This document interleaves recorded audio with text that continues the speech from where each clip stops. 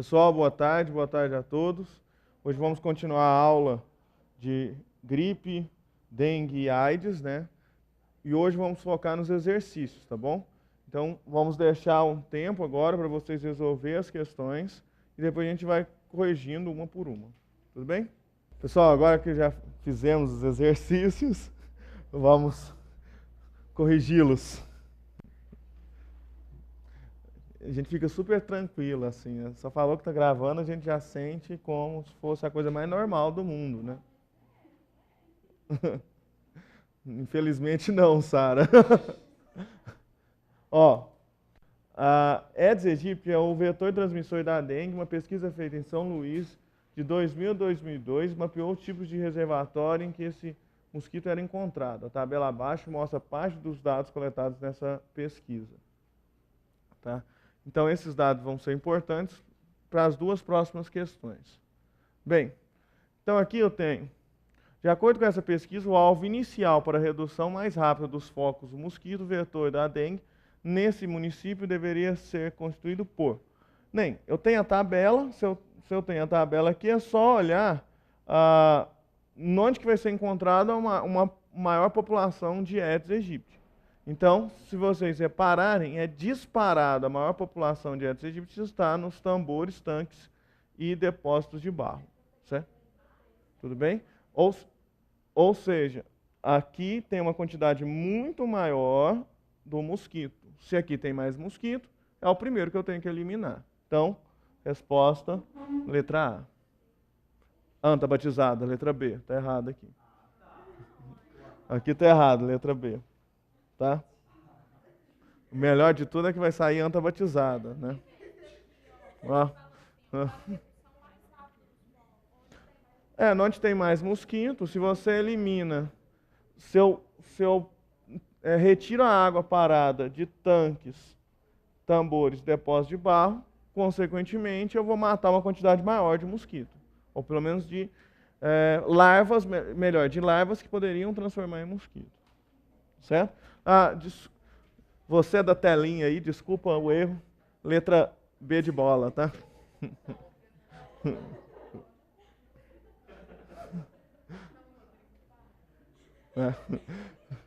Essa questão é uma questão basicamente matemática, ela estava junto com as ciências naturais, tá? Mas se mantido o percentual de redução da população total de Aedes aegypti, observado em 2001 para 2002, teria sido encontrado em 2003 o número total de mosquitos.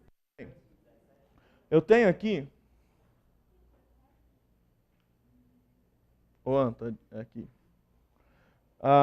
Então, eu tenho o total aqui, ó, em 2001, eu tenho esse total. Certo? Então, esse é o meu 100%.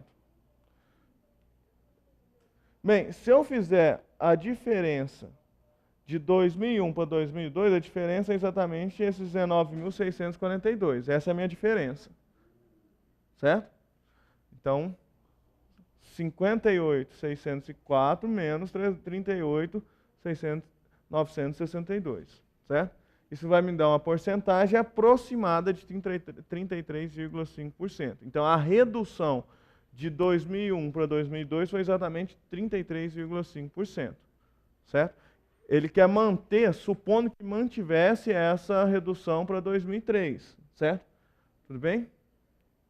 Tá, se manteve essa redução, quer dizer que, se a redução é essa, quer dizer que a porcentagem de infestação, ou seja, de número de mosquitos, vai ser de 66,5%. Certo? Então, eu tenho que considerar o total. Se fosse mantido o mesmo número de 2002, seria 38.962. Eu não sei.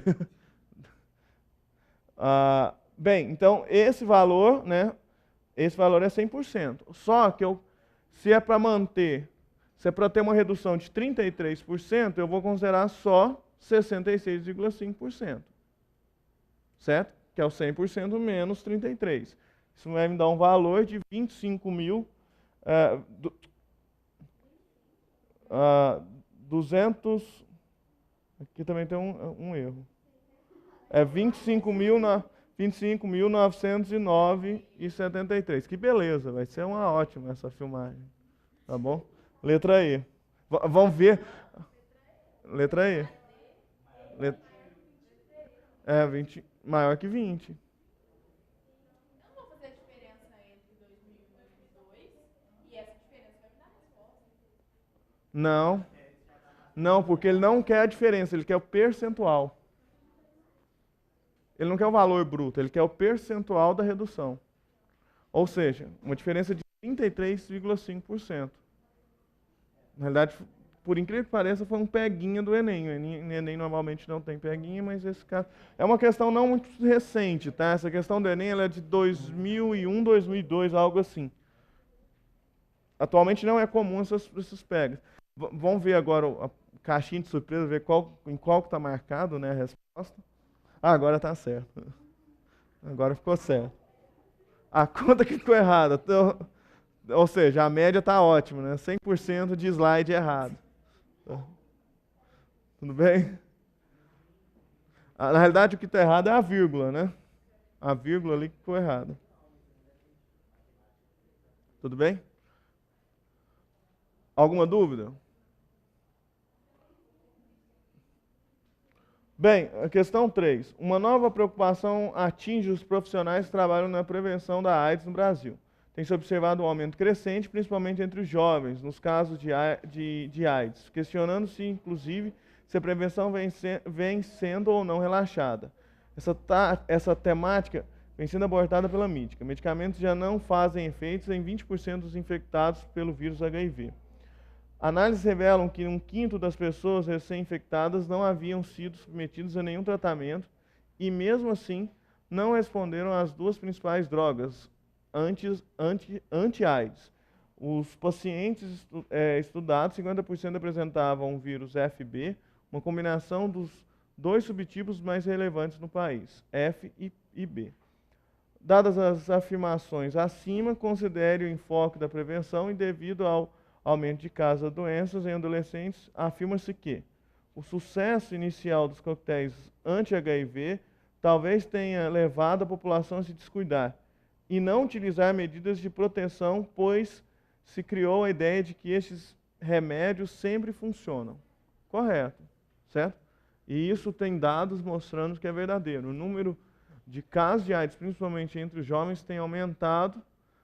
E acredita que um dos motivos seja esse relaxamento, tá? Tudo bem? 2. Os vários tipos de vírus estão tão resistentes que não há nenhum tipo de tratamento eficaz e mesmo qualquer medida de prevenção adequada. De qualquer forma, mesmo que você fique em dúvida lá, ó, nenhum tipo de tratamento, mesmo que fique em dúvida nesse pedaço do item, né? Você tem essa aqui, ó, não existe qualquer medida de prevenção adequada. Bem, DST, é uma DST, camisinha, principal forma de prevenção. Então, estando o vírus mais resistente ou não, né, a camisinha é uma forma de prevenção. Então, o item 2, incorreto. Os vírus estão cada vez mais resistentes e, para evitar sua disseminação, os infectados também devem usar camisinhas e não apenas administrar coquetel. Correto, a camisinha é para evitar que, se o indivíduo já está infectado, é para evitar que ele transmita para as outras pessoas. Mesmo entre pessoas infectadas, é importante o uso da camisinha para evitar a fusão de vírus, mutações de vírus, tá? E criar vírus mais resistentes. Então, um casal de soro positivo. Mesmo o casal, é recomendado o uso da camisinha pelo fato de evitar a fusão de alguns tipos de vírus da HIV, tá? Tudo bem?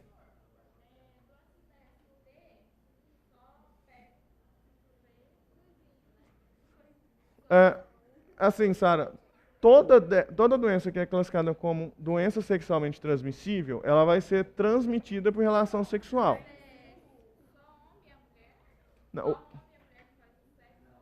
Não, não, de forma alguma.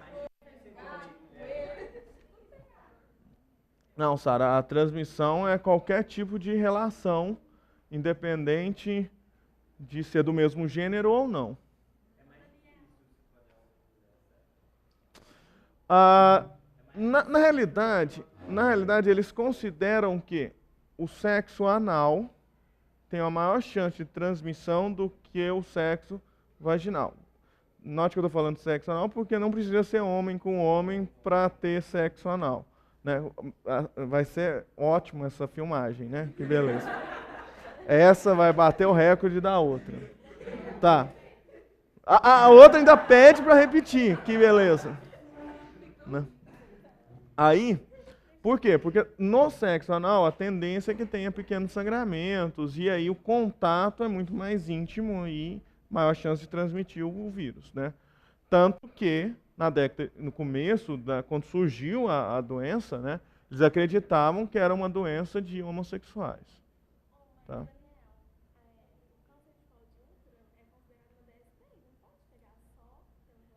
Não, peraí, calma aí, que eu não, que aí surgiram as perguntas e eu não acabei. Lembrando, toda DST é transmitida através de relação sexual, isso é lógico. Agora, a própria AIDS, existem outras formas de transmissão, contato com sangue contaminado, certo?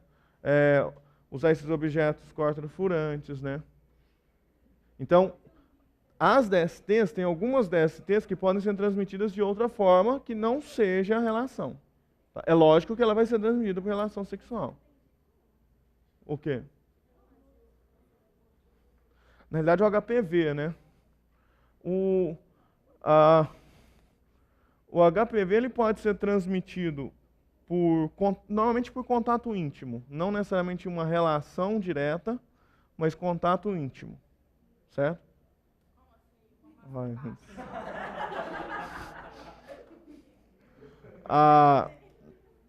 O problema é que só sai a minha voz, não sai a pergunta de vocês, né? Você tem certeza? Agora quem mandou também? Você conversou com quem aí? Você pega. Peraí, calma aí. Peraí. Primeiro, quando a gente fala em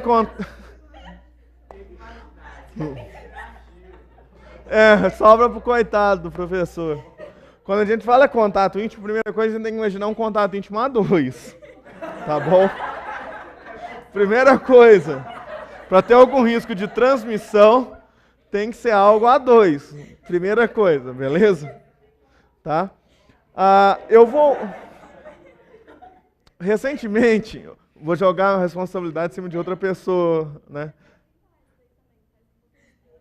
Foi eu que falei em sala. Também? Eu vou jogar a responsabilidade para cima de outra pessoa. Saiu recentemente uma reportagem na Band, no Jornal da Band, falando que HPV poderia ser transmitido por contato íntimo. O que o repórter lá, o âncora, melhor do jornal, definiu como contato íntimo? Mucosa com mucosa, encostar mucosa com mucosa, certo? Ou dedo com mucosa. E aí cada um usa a imaginação. Não necessariamente nesse sentido, mas é lógico que para isso o dedo tem que estar contaminado. Tá bom? Tudo bem?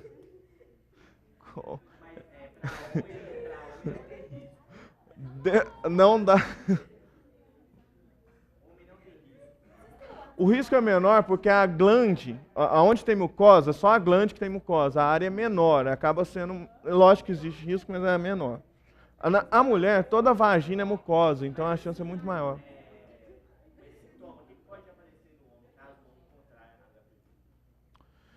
O principal sintoma são as verrugas. Sim, algumas inclusive bem grandes, bem visíveis. No slide em sala, inclusive tinha um pênis com verrugas, né? Algumas verrugas são microscópicas, tá? Tanto que na mulher, às vezes só é percebido o HPV no Papa Nicolau, no exame de Papa Nicolau, certo? Que aí o médico vai fazer uma coleta da parede da vagina, da mucosa da vagina. Não, sim, não é imediato, mas é bom, não custa nada ter um... É só igual o seu Não, um beijo não transmite. Contato sanguíneo. Contato sanguíneo, isso. Mas, tipo, e fluido corporal? Fluido corporal que transmite é o sangue e fluido de relação sexual. Saliva? Saliva não. Não, o beijo em si não transmite. Aí tem aquela questão se tiver uma ferida, mas assim, mesmo tendo os dois na ferida, a quantidade de sangue passar para transmitir tem que ser muito. Imagina assim, vai que alguém morde a língua um do outro, não deve, aí deve transmitir, né? Mas assim, não foi pelo beijo, pelo contato com o sangue, certo? Aperto de mão, abraço, nada transmite HIV. Fluido sexual, sem sombra de dúvida, tá? Não, aí, normalmente, o que fungo pode causar é uma inflamação, uma infecção no pulmão, e aí é uma pneumonia, tá? Uma gripe não, gripe é vírus. Tudo bem nessa questão, então? Então, 1 e 3 corretos, tá? Não, segundo, a primeira, isso, sem nenhum erro no slide, ótimo. Melhorando. Bem, em 2008, a Secretaria Estadual de Saúde e pesquisadores da Fundação Oswaldo Cruz, ambos do Rio de Janeiro, confirmaram um caso de dengue adquirido durante a gestação. A mãe que havia adquirido dengue 3 dias antes do parto deu à luz uma garotinha com a mesma doença. O bebê ficou internado quase um mês e depois recebeu alta. Pode-se afirmar corretamente que esse caso, olha, contradiz a hipótese de que a criança em gestação receba, por meio da barreira placentária, anticorpos produzidos pelo organismo materno? Nada a ver, né? Nada a ver. O fato da criança ter adquirido dengue não quer dizer que os anticorpos não sejam passados via placentário, tá? Letra B. Contradiz a hipótese que a dengue é uma doença viral? Também não, de forma alguma. O fato dela ter uma transmissão vertical não quer dizer que ela não possa ser viral. Seria vertical, isso. Seria transmissão vertical da mãe para o feto. Normalmente pode ser ou através do parto, na hora do parto, ou que seria mais clássico para a transmissão vertical durante a gestação pela placenta. O vírus pode atravessar a placenta. Esse é o único caso que você tem registro de transmissão vertical. Então, para vocês vão considerar que a transmissão é só pela picada da fêmea do anófeles. Do Aedes, né? A anófeles transmite a malária. Elefantíase. A pergunta foi sobre o que o Culex transmitia. O Culex é um gênero de mosquito que transmite a elefantíase, tá? Tá. Onde que está o erro? Letra C. Confirma que a dengue é uma doença infecto-contagiosa, que só pode ser transmitida de pessoa para pessoa através de um vetor? No contrário, né? Inclusive, ela confirma, esse caso confirma que, de forma rara, mas pode acontecer a transmissão mãe para feto.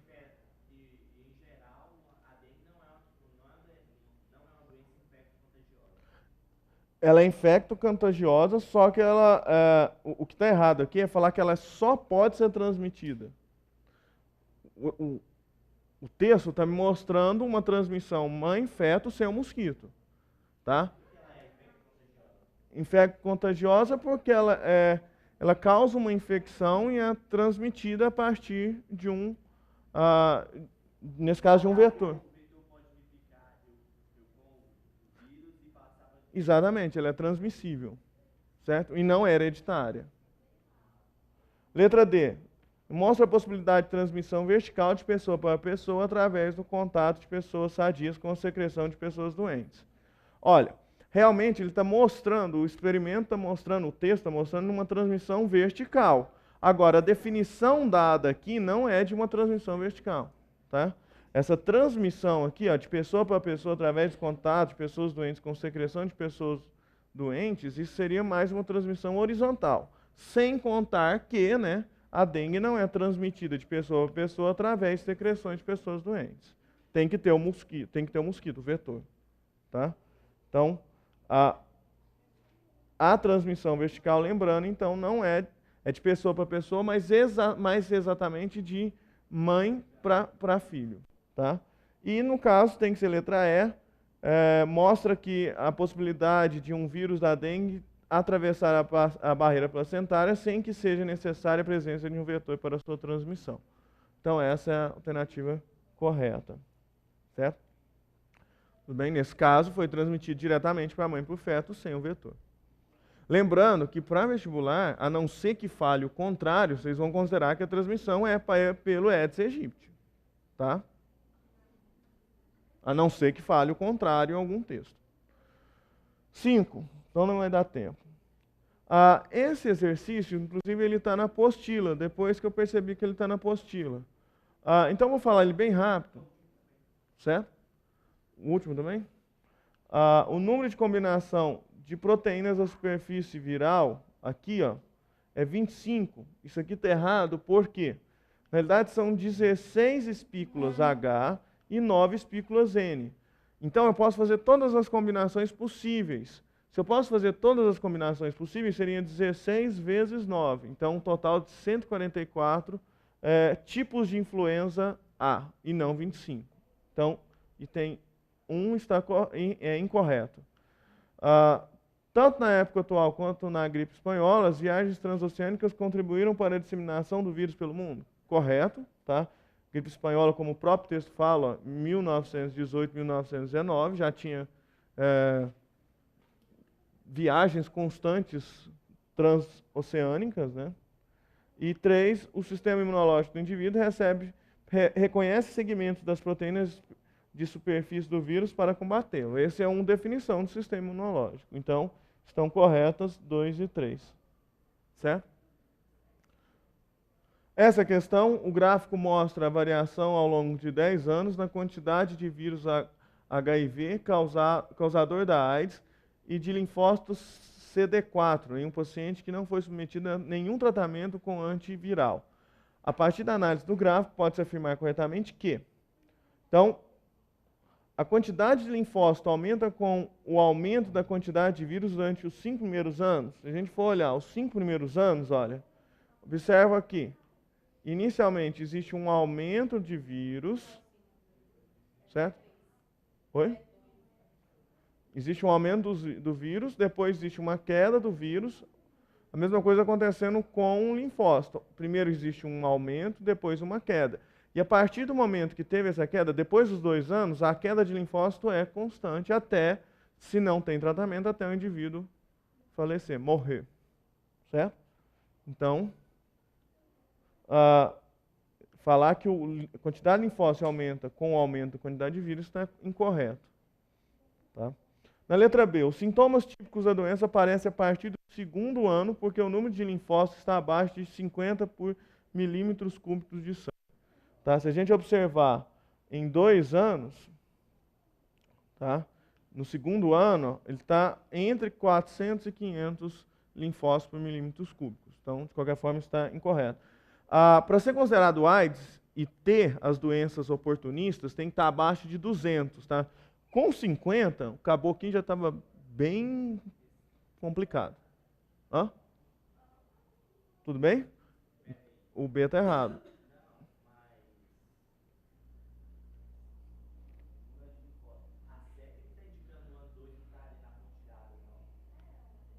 Então,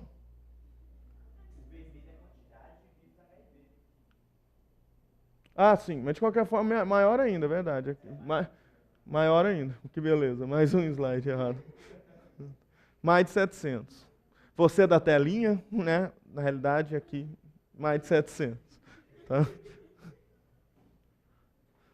Então, de qualquer forma aqui, mas de qualquer forma está errado a alternativa. C. Durante as fases aguda e crônica, a pessoa não é capaz de transmitir o vírus para outra pessoa. Isso ocorre somente na fase de AIDS. Falso. Tá? Praticamente, a partir do momento que a pessoa entra em contato com o vírus, ele já transmite. É quase... Tá?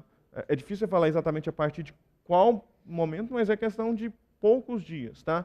Aliás, antes mesmo, lembrando, na aula passada falamos que a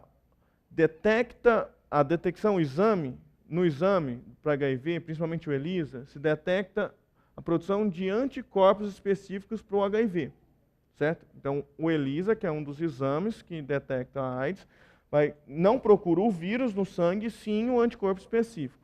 Tá? Antes mesmo do indivíduo começar a produzir os anticorpos, ou seja, de dar positivo no teste, ele já está transmitindo o vírus, tá? Já tem a possibilidade de transmitir. Hã? Que é a janela imunológica. Ótimo, ótimo. Gracinha.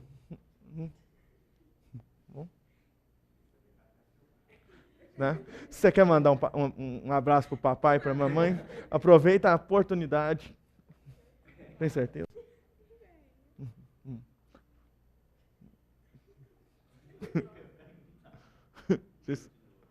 Pode continuar? Calma.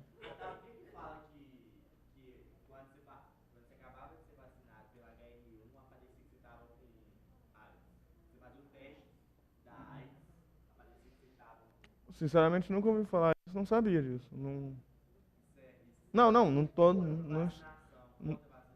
Não estou duvidando. O que acontecia nas primeiras vacinas para a gripe, né? Para a gripe ela desenvolveu dá uma ligeira gripe, alguns sintomas. Como qualquer. Hoje, eles descartam a possibilidade da vacina causar a gripe. O que até poderia ocorrer há 10 anos atrás. Agora, é lógico que, como qualquer vacina, pode ter alguma reação. Não, mas eles falavam que quando você tomava vacina para H1N1, uma semana depois você fazia o teste da HIV, aparecia que você estava tudo positivo. Mas depois você fazia de novo e já aparecia. Olha, eu sinceramente nunca ouvi falar isso. Então, mas o que pode acontecer é que o primeiro teste a ser feito é o ELISA, que é um teste inconclusivo.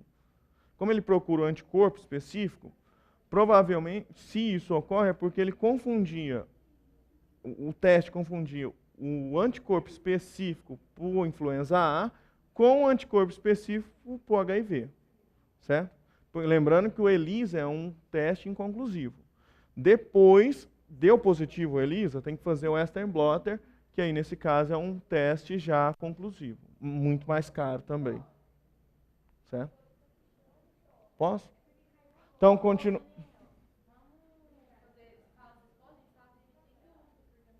Tá ótimo. Então, continuando, ó, deixa eu acabar essa, né? Então, durante a fase, essa gente vimos que a transmissão ocorre mesmo na fase aguda e crônica. Letra D. Muitas doenças oportunistas podem ser adquiridas por um paciente quando a quantidade de linfócito atinge valores abaixo de 200 por milímetros cúbicos de sangue. Né? Se a gente for observar, essa é a alternativa correta. Ó. Se você olhar, quantidade de linfócito está abaixo de 200, o que caracteriza um quadro de AIDS. Tá? Exatamente está abaixo de 200 linfócitos por milímetros cúbicos. Então, é mais ou menos nesse período, 2 anos.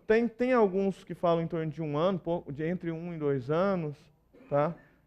A fase crônica em torno de 6, 8 anos. Não é um... Não. A fase aguda, tudo bem, pode até pode parecer mais um resfriado.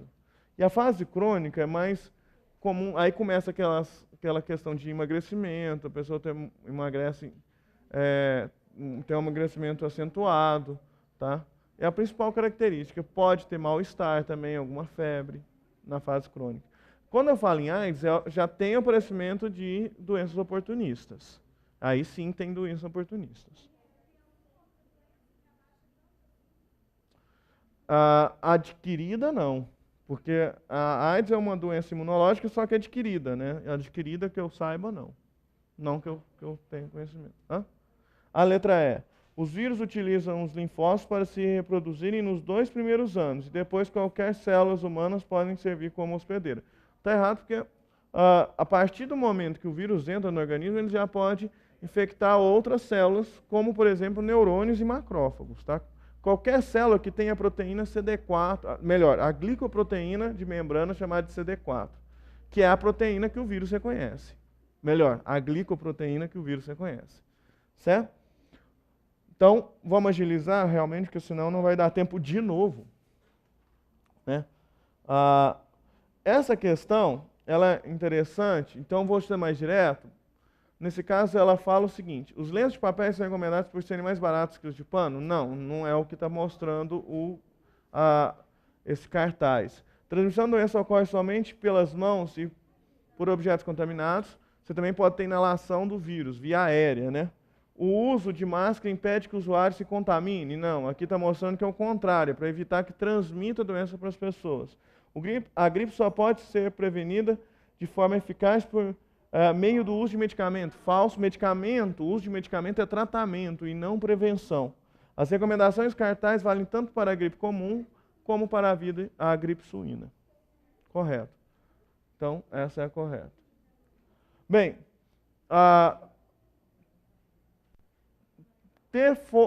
tenofovir é um dos mais caros e importantes medicamentos anti-HIV usados no Programa Nacional de DST-AIDS. Tem ação antirretroviral, pois trata-se de um análogo de nucleotídeos. Quanto à transcrição reversa, essa informação é importante. Ela age na transcrição reversa, ou seja, ele vai agir exatamente no momento que o vírus está usando o RNA como molde para produzir um DNA, certo? E aí ele fala o seguinte: pode-se dizer que moléculas de medicamento vão substituir a adenina contra a síntese do DNA a partir do RNA do vírus, certo? Então, letra C, tá bom? Oi? Adenina quanto à síntese do DNA a partir do RNA do vírus.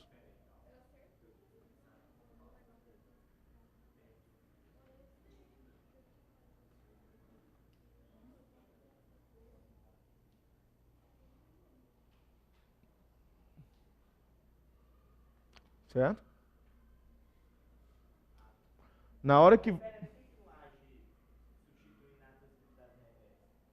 Não, ele não está dizendo isso. Ele está dizendo que quando suas moléculas substituem nucleotídeo verdadeiro, no caso da adenina. Ocorre.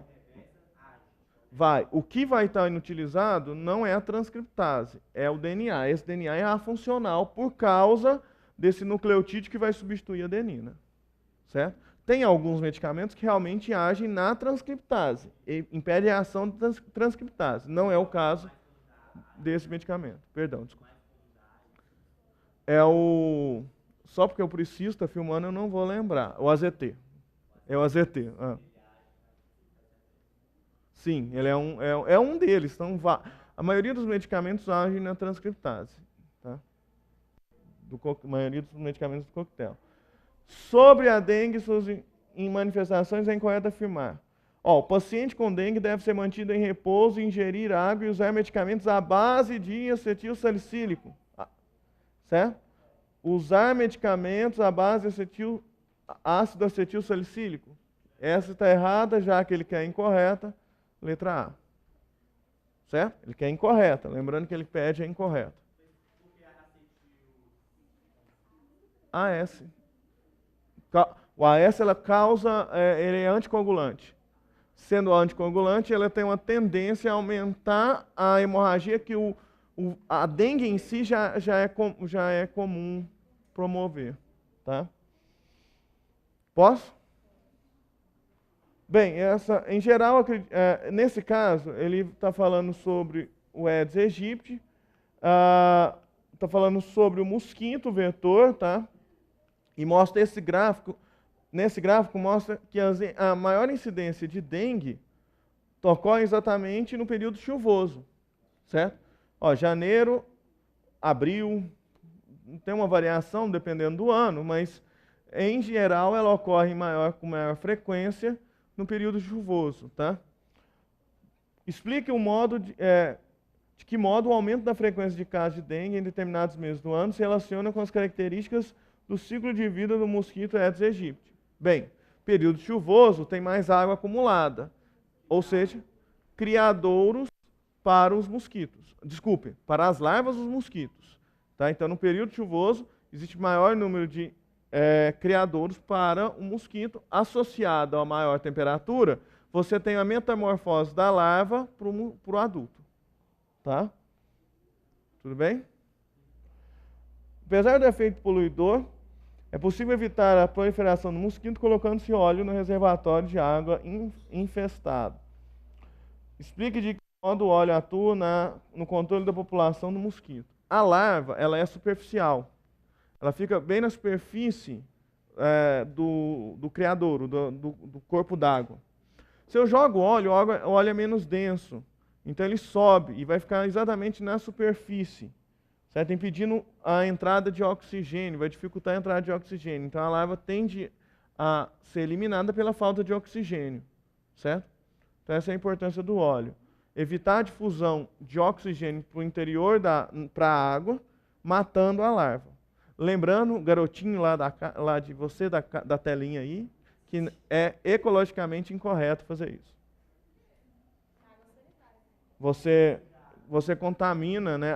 O óleo é um dos principais contaminantes de rios, tá? Se você joga esse óleo aí, você está contaminando. Depois, provavelmente, você vai jogar essa água no esgoto. Isso vai contaminar o rio. Exatamente. Não, você vai contaminar o rio, entendeu? Posteriormente, esquece a dengue depois. É que depois você pega aquele... Vamos supor que seja um pratinho, aqueles pratinhos de água, de planta. Então você jogou óleo ali. Vai chegar um momento que você vai jogar aquilo fora, concorda? Você joga no esgoto, vai para o rio. Você contaminou o rio.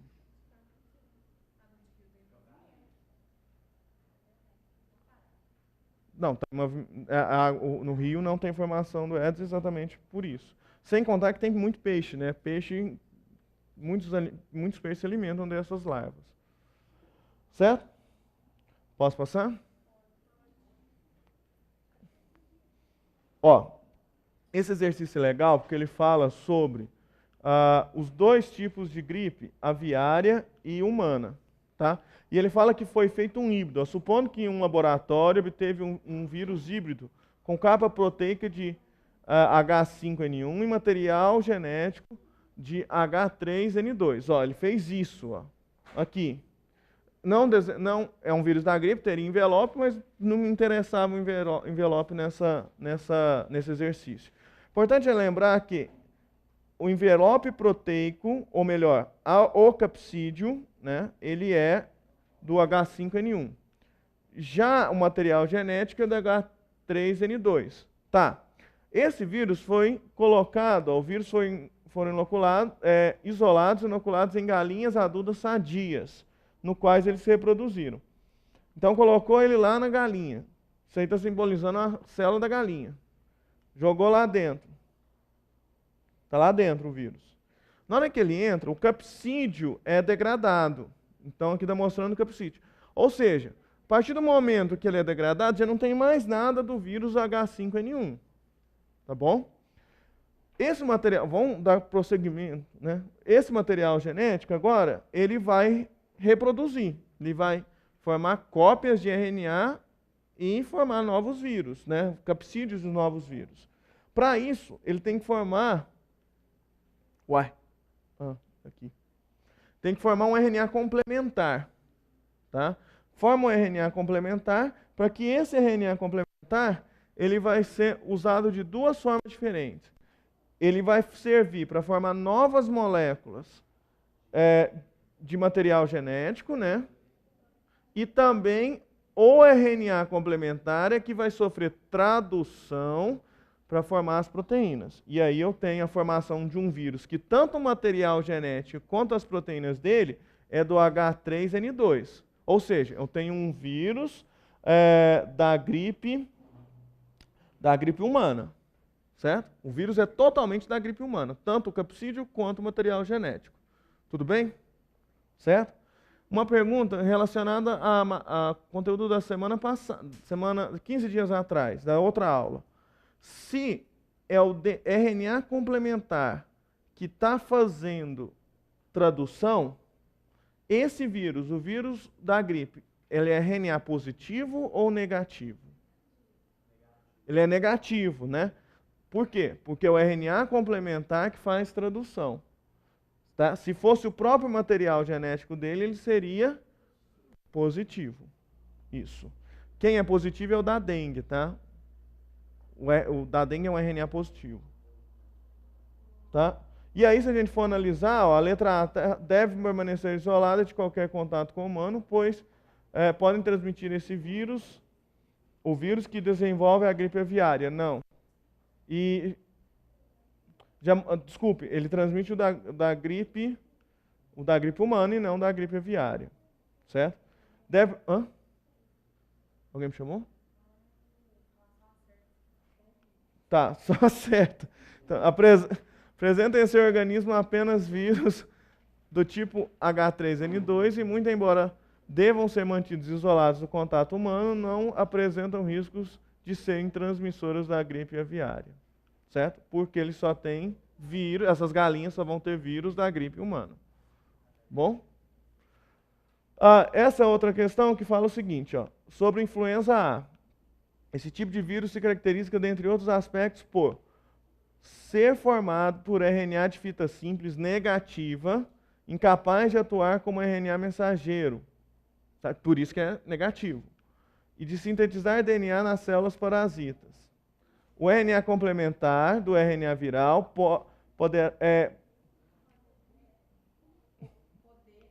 poderem ser traduzidos em proteínas pelo aparelhamento celular. Tá? Nesse caso, então, ó, o primeiro vírus lá no esquema, note que aqui tem uma enzima, que é a transcriptase reversa, tem a legenda junto aí. Se tem transcriptase reversa, retrovírus. Pronto, não precisa olhar mais nada. O segundo exemplo, note que tem um RNA, tem um complementar, e é o complementar que está fazendo tradução. Se é o complementar que faz tradução, ele é RNA negativo. Essa é a resposta. Certo? Nesse caso, eu tenho um RNA aqui e o RNA complementar. Mas quem está fazendo a tradução, note que é o próprio RNA, não é um complementar. Então, nesse caso, ele é positivo. Certo? E por último, uma coisa que a gente não comenta, mas caiu nessa questão, é o vírus de RNA com dupla hélice. Tá? É um vírus que tem dupla fita de RNA. Tá bom? Rotavírus tem essa característica. O RNA dele é um vírus, o rotavírus é um vírus de RNA duplo. Tá bom? Enterogastrite rotaviral. Não, mas aí por causa aqui, ó. A legenda já. Nesse caso eu sabia por causa da legenda. Fita dupla. Tá? Não é comum RNA fita dupla, só em alguns vírus, tá? Para ser mais exato, dos vírus que a gente conhece, os rotavírus. Posso? Posso, a outra está na minha paciência. Então, letra B, né? Só o 2, que é um RNA negativo. Tá? Em laboratório, o meio mais adequado para se cultivar e multiplicar vírus, bem, tem que ser ovo fertilizado, tá? Nesse caso, então eu já tiro ovo não fertilizado, meio de cultura estéreo, tá? E no caso, a letra E está errado, porque se eu adicionar antibiótico, mesmo que tenha uma colônia de bactérias, se eu adiciono antibiótico, eu mato a célula, a bactéria. Eu mato um local onde o vírus poderia reproduzir. Lembrando, o vírus é um parasita intracelular obrigatório. Tá? Por isso, tem que ser ovo fertilizado de galinha e livre de contaminação por qualquer outro tipo de micro-organismo. Letra A. Tudo bem? O dogma central da biologia. Então, exercício 14 fala: o DNA transcreve RNA e este orienta a síntese de proteína. Precisou ser revisto quando se descobriu que alguns tipos de vírus têm RNA por material genético. Nesses organismos, esse RNA orienta a transcrição de DNA, num processo denominado transcrição reversa. O mesmo só é possível quando, nesse caso, O vírus apresenta no interior de sua cápsula proteína que promovem a célula hospedeira a transcrição de RNA para DNA. Ou seja, o vírus apresenta na sua cápsula transcriptase reversa. Tá bom? Percebendo que na letra A está errado, porque ele fala que o vírus tem seu DNA nuclear. Se ele é um vírus de RNA, ele não pode ter DNA. Se ele é um retrovírus, ele não pode ter DNA nuclear. Ele não tem DNA. Letra B. A célula hospedeira do vírus incorpora o DNA. O seu DNA? Não. Se é um retrovírus, o material genético dele é RNA. A célula hospedeira do vírus apresenta no interior do seu núcleo a célula hospedeira que apresenta a proteína? Não. Essa proteína é do vírus. Tá bom? Tudo bem? Lembrando, outra coisa, aqui está errado porque fala que é um vírus de DNA. Posso? Bem, observe a figura. As etapas aí, ó, a primeira etapa é a adesão, exatamente quando está ocorrendo a adesão do vírus com a célula hospedeira. Depois ocorre a fusão das membranas. O 2 está representando, então, fusão das membranas. O 3, a penetração do genoma, tá? Do capsídeo. Ficaria até melhor do capsídeo aí nesse caso. Penetração do capsídeo. Tá? O 4 está mostrando, já que é o HIV, está mostrando as moléculas de RNA se transformando em moléculas de DNA. Então, aqui eu tenho em 4 tem a transcrição reversa. Esse DNA formado ele vai entrar no núcleo e vai integrar ao DNA da célula hospedeira. Então, a última etapa é a integração. Tá bom? Então, aqui é aquela questão que, ó, sinal alternativo em que as duas informações apresentadas são incorretas. As duas são incorretas. Se a gente olhar, ó, a única que tem as duas incorretas é a letra A. Tá? Porque ó, a letra B, a primeira, representa o processo de adesão viral, está correto. Na letra C, os 2 itens estão corretos. E na letra D, ó, 3 representam a penetração do capsídeo. Como eu disse aqui, ficaria melhor se tivesse escrito penetração do capsídeo. 3 representa a penetração do genoma viral, né? Não, do capsídeo aqui. O que ficou errado? Desculpa. Penetração do capsídeo aqui. Tá bom? Então fica letra A. Letra A. Só voltando um pouquinho, você tem que, naquele exercício você tem que colocar o vírus no meio para ele poder se reproduzir. É o fertilizado primeiro. Maior número de células. Quanto mais célula, mais vírus produzido. Tá bom? Se utiliza o ovo fertilizado porque ele tem mais célula.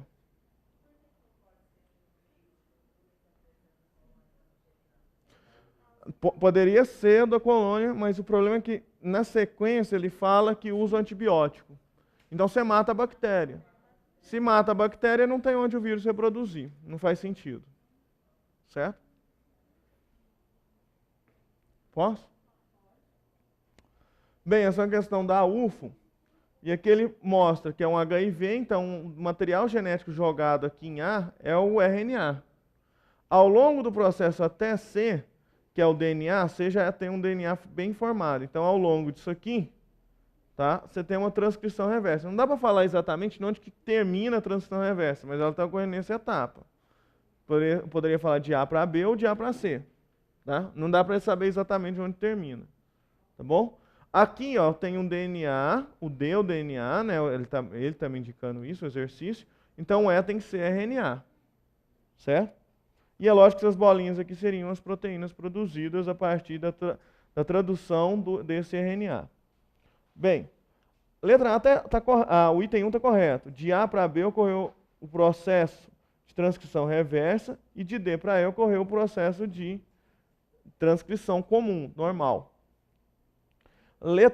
O item 2 está incorreto porque ele fala que as letras A e C indicam moléculas de DNA. A letra A indica uma molécula de RNA, já que é um vírus HIV, um retrovírus. Então, o material genético do vírus é RNA. E o item 3 está incorreto porque ele foi um pouquinho sacana nessa questão e ele inverteu a constituição bioquímica do envelope do capsídeo. Ou seja, o material genético do HIV é envolvido por um capsídeo de lipídios e glicoproteínas? Não, o capsídeo é proteico. O capsídeo é de proteína. Depois ele fala, revestido por um envelope de proteína. Não, o envelope é de lipídio e glicoproteínas. Está invertido. Isso. Lembrando que o envelope é um resquício da membrana plasmática da célula hospedeira. Isso, da célula na qual o vírus foi formado. Tá bom? Então aqui, ó, a composição química do capsídeo e do envelope ficaram invertidas. Por isso que só o item 1 está correto. Letra D de dado. Tá bom? Perdão?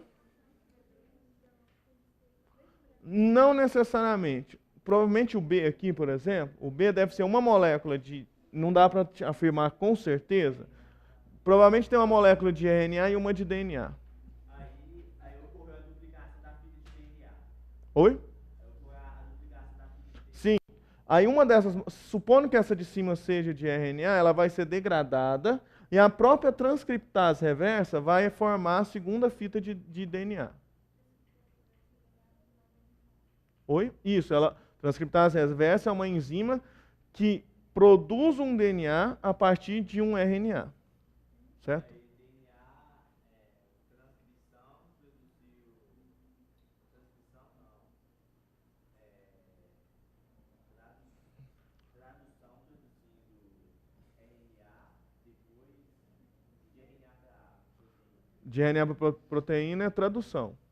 E de DNA para RNA, tradução. Desculpe, transcrição. Repetindo, garotinho da telinha. De DNA para RNA, transcrição. De RNA para proteína, tradução. Tá? Posso? Bem, ele fala aqui, na tirinha o personagem afirma que os vírus podem ser de DNA ou RNA e que estes não têm vida própria fora da célula. Esta última afirmação se justifica, pois os vírus ele fala assim, que o vírus de DNA não apresenta gene de RNA mensageiro. Falso, exatamente o vírus de DNA, ele tem, o único RNA que ele tem capacidade de produzir, o único gene que ele apresenta é exatamente do RNA mensageiro. O que ele não tem é do ribossômico e do transportador. Letra B. DNA apresentam todos os genes que necessitam para a replicação. Se fosse assim, não precisava usar as enzimas da célula hospedeira. Certo? A letra C é a correta, né? DNA apresenta apenas os genes de RNA mensageiro e para sua replicação utilizam-se dos demais elementos presentes na célula hospedeira. Certo? Letra D. RNA, os vírus de RNA não apresentam nenhum gene. E além disso, ele fala assim, são incapazes de replicar seu próprio material genético. Está errado.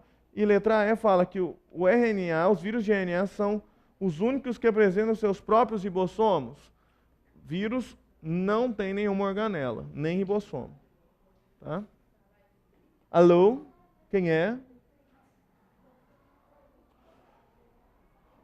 Então, em 2010, né, o Brasil realizou uma grande campanha de vacinação contra a influenza H1N1. A figura a seguir mostra como possivelmente esse vírus se tornou tão perigoso e nos leva a concluir que, ele está falando que o vírus influenza suíno e o vírus humano são o mesmo vírus, são na verdade o mesmo vírus. Falso, né? Fala na letra B. As vacinas somente atenuam os sintomas? Não, a vacina ela previne. A função dela é prevenir. Letra C. Fala que as mutações ocorreram simultâneas e vantajosas devem ter ocorrido de forma independente nos vírus humanos e animais. Não, tem que ter sido conjuntas essas mutações. E na letra D, que é a resposta, mutações nos genes que codificam as espículas virais dificultam o reconhecimento dos anticorpos. Daí a necessidade de vacinas. Certo?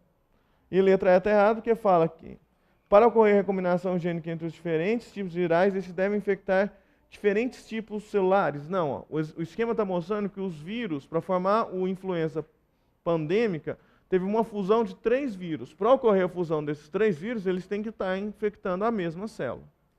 Tá bom? 19. O 19 ele coloca alguns comentários e fala se o comentário está correto ou não. Então, comentário A. As pessoas não ficam completamente protegidas com o uso das máscaras. Aí o comentário A está correto, pois o vírus da gripe A não é transmitido apenas pelo ar contaminado. Essa afirmação é verdadeira. Segundo o Ministério da Saúde, a principal forma de transmissão é pelas superfícies contaminadas, contatos com superfície contaminada. Espirrei, passei a mão aqui, alguém vem cá, passa a mão aqui também, leva a boca, que beleza, né? Comentário B. Mesmo não usando camisinha, é muito difícil ocorrer contaminação pelo vírus da AIDS, que só infecta pessoas debilitadas. Comentário B está incorreto, pois o uso da camisinha com preservativo é uma importante medida preventiva contra a AIDS. As pessoas sem qualquer problema de saúde podem ser infectadas. Correto. Então, realmente, o comentário B está incorreto. Comentário C. Se a gripe A estivesse ao menos sendo comparado a outra virose, tudo bem. Mas comparar com a AIDS, jamais. A AIDS tem outros causadores e só se pega pelo contato sexual. Comentário 6 está incorreto, pois a agente etiológico da AIDS é sempre um vírus que pode ser transmitido de várias formas, como, por exemplo, pelo uso de seringas contaminadas e por meio de transfusão de sangue. Então, realmente, o comentário 6 está incorreto. Verdade. Tchau. Vão com Deus. Tchau para vocês. Comentário D. As pessoas são expostas à gripe A. Agora, a AIDS só contrai quem não toma as devidas precauções nas relações sexuais. Comentário D está correto, pois a gripe A pode ser transmitida pelo ar contaminado. E o vírus da AIDS são encontrados apenas no sangue de pessoas portadoras das doenças. Certo? Então, realmente está falso o comentário, já que o HIV pode ser encontrado em fluidos sexuais. Tá? Então, falso é o comentário. O comentário está falso. Certo? E por último, já bateu isso não? Não? Comentário é: a gripe A não tem como ser evitada, pode ser causada por vírus, bactéria e até por fungo. Esses micro-organismos estão em todos os lugares e entram no corpo com o ar respirado.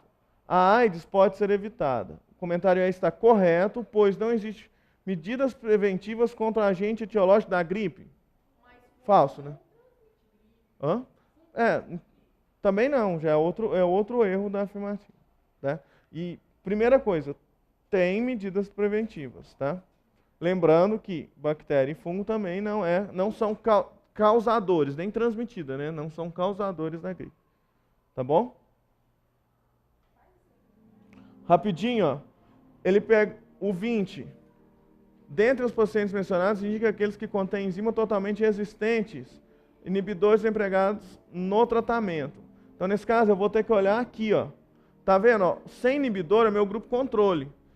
Olha que o paciente A, com o inibidor 1, continuou sendo alta a atividade da enzima, com o inibidor 2 também, com o inibidor 3 também, com o inibidor 4 também. Então, o paciente que nenhum dos medicamentos tem efeito é exatamente o A. Tá? E a justificativa, lembrando que ele pede para dar justificativa de acordo com os valores da tabela. Eu vou ter que falar, olha, sem inibidor eu tive, a atividade enzimática do paciente foi aproximadamente 10. O que ocorreu? Ficou próximo com todos os outros inibidores. Ele pergunta que o paciente ainda pode ser tratado com qualquer um dos inibidores testados. Ou seja, em qual paciente o inibidor teve a ação. Todos os inibidores foi eficaz. O C, né? Aqui, ó. E mencione o mecanismo biológico que possibilita o surgimento desses vírus com a enzima HIV-RT, resistente aos inibidores. Que promove a mutação, né? Mutações gênicas, que vai permitir a formação de enzimas virais alteradas. Tá? A seleção natural vai ser o seguinte, vai ser no caso, o medicamento selecionando aqueles vírus que são resistentes e os que não são resistentes. Certo? Mas inicialmente tem que ter mutação gênica. Isso, surge ao acaso uma característica nova, que nesse caso é a enzima viral alterada, e aí a seleção natural age sobre a variabilidade individual. Isso seria neodarwinismo. Pessoal, é isso, tá? Tudo bem? É isso. Tenham um bom resto de semana para vocês. Todos vocês tenham um bom resto de semana. Um beijo para todos, um beijo no coração de vocês. Melissa, Miguel, tchau para vocês, né? Tudo de bom. Tchau, até mais. Corta, claclete.